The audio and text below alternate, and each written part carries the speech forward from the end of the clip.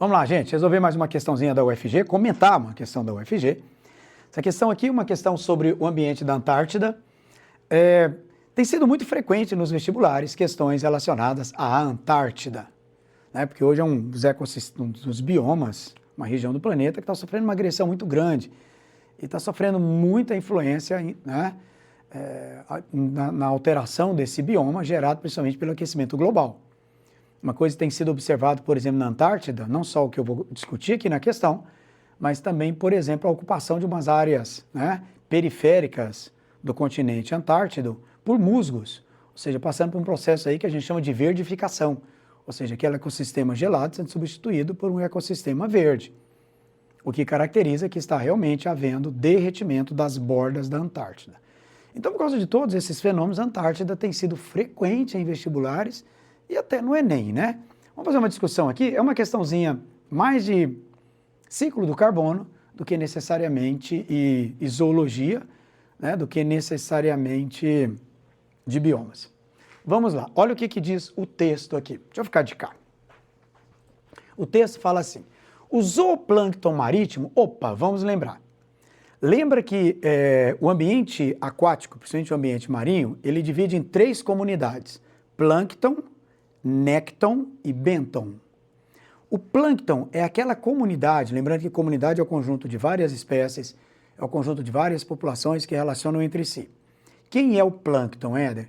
Ele é constituído por aquela comunidade que pode até ter estrutura de locomoção, mas geralmente ela está à deriva, geralmente na parte mais superficial ali da zona pelágica, ela está à deriva. Ela desloca na água em função das correntes. A gente chama isso de plâncton. Nós podemos ter 2 tipos de comunidades planctônicas. O zooplâncton, que é a comunidade animal do plâncton, e o fitoplâncton, que é a comunidade formada por algas e plantas. E tanto o zooplâncton, que é formado por animais planctônicos, como o fitoplâncton, que é formado por algas e plantas, eu posso ter microplâncton e macroplâncton. Vamos pegar nos animais. Por exemplo, o zooplâncton, eu posso ter um zooplâncton microscópico, formado pelo crio, formado, por exemplo, por larvas de equinodermas que ficam no plâncton. Eu posso ter os copépodes, do qual fala o texto, mas eu também posso ter ali no plâncton zooplâncton macroscópico, como por exemplo uma caravela, que fica boiando ali ao sabor das correntes. A mesma coisa acontece com o fitoplâncton. O fitoplâncton, eu posso ter um fitoplâncton microscópico, que é o microfitoplâncton, como eu posso ter um fitoplâncton macroscópico. Éder, quem forma o fitoplâncton microscópico? Algas microscópicas. Éder, quem forma o fitoplâncton macroscópico? As algas macroscópicas e as plantas. Então você veja bem que o importante é que ele está ali, né, à deriva, na superfície.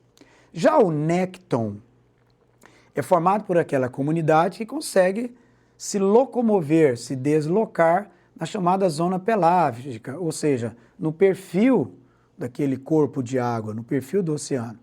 Ela tem capacidade de nadar e ela tem uma movimentação autônoma. Ela não está dependente das correntes marinhas. São basicamente os peixes, alguns moluscos como polvo, lula, certinho? Etc.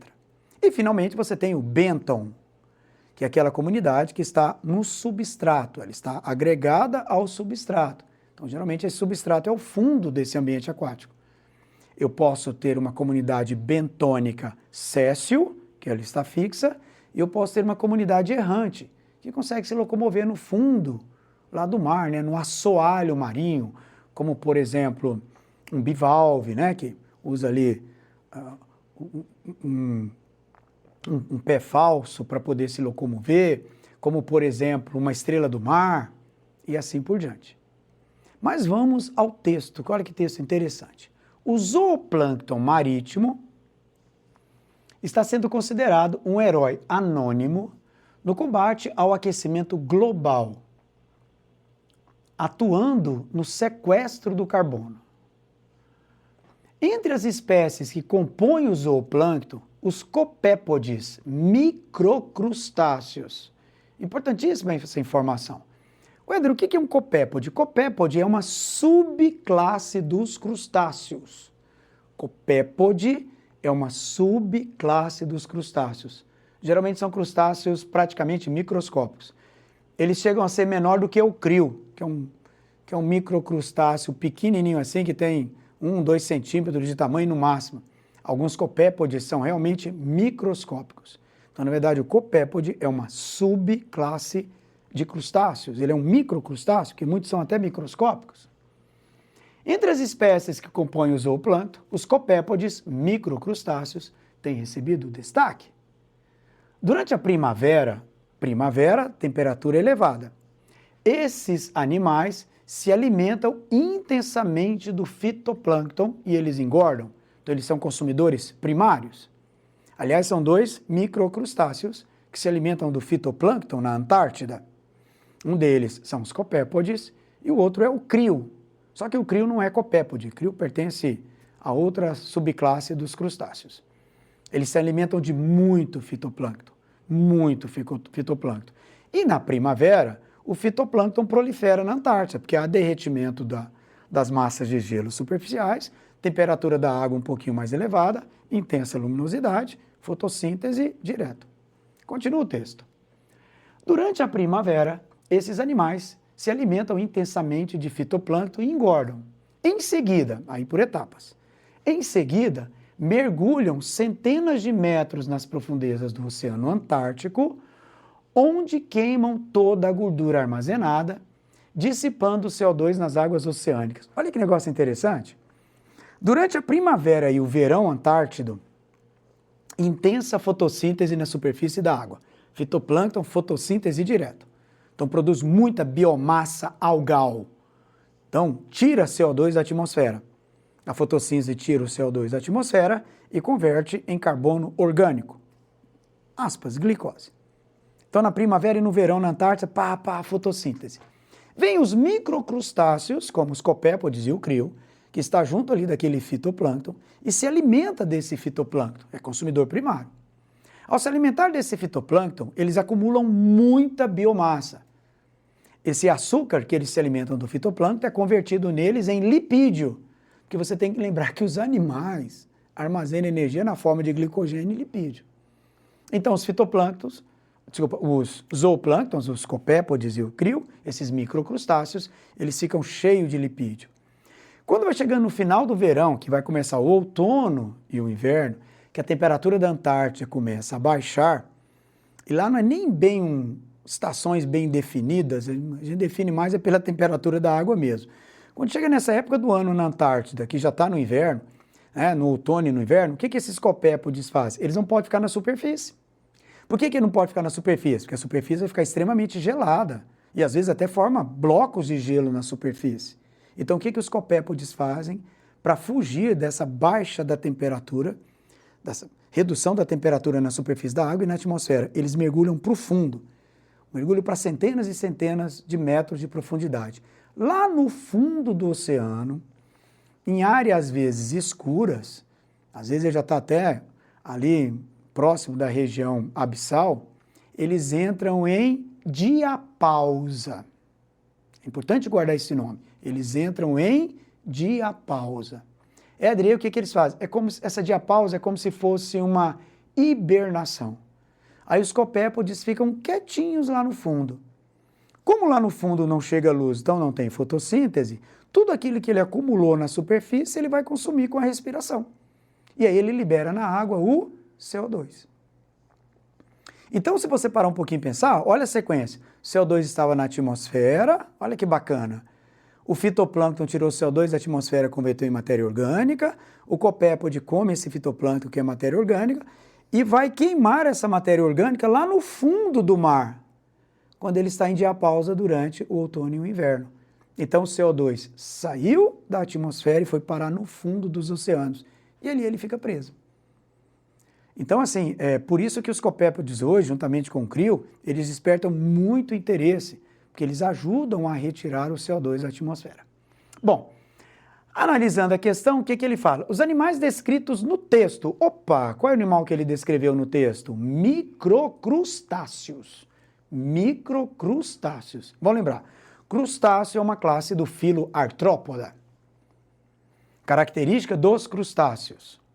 Primeiro, como todo artrópode, exoesqueleto quitinoso, no caso do crustáceo, é quitina com incrustações de carbonato de cálcio. Então é quitinoso com calcário. Exoesqueleto, corpo com peças articuladas, apêndices corporais articulados. No caso dos crustáceos, eles podem apresentar 5 pares ou 10 pares, ou 6 pares de patas verdadeiras, então eles podem ser decápodes ou dodecápodes. O corpo é dividido em 2 segmentos, cefalotórax e abdômen. E outra coisa dos crustáceos, você não pode esquecer, eles têm 2 pares de antenas, 2 antenas curtinhas e 2 antenas bem longas. Eles são tetráceros. O que é o animal tetrácero? 4 antenas, 2 pares de antenas. Essa é a característica desse grupo de animais, que são os crustáceos. Ah, é um microcrustáceo, mas é crustáceo. Tranquilo? Então vamos lá. Os animais descritos nos textos, que é o microcrustáceo, tem como característica, letra A, corpo mole e concha interna. Não, corpo mole e concha interna, molusco. Qual molusco tem concha interna? Lula. Não pode esquecer, não pode esquecer. Olha, nos moluscos cefalópodes, Nautilus, concha externa, Lula, concha interna, e o polvo não tem concha. Então, isso é molusco. Letra B, cefalotórax? Sim, cabeça, tem cefalotórax, cabeça incrustada com tórax e o abdômen. Então, tem cefalotórax. E 2 pares de antenas, 4 antenas? Sim, essa é a alternativa correta. Letra B, isso é característica de crustáceo. Cefalotórax, abdômen e 2 pares de antenas. Tetráceros, né? 4 antenas. Por que a letra C está errada? Simetria radial, não. Os artrópodes têm simetria, a simetria deles não é radial. Ele tem simetria bilateral, a simetria dele, certinho, né?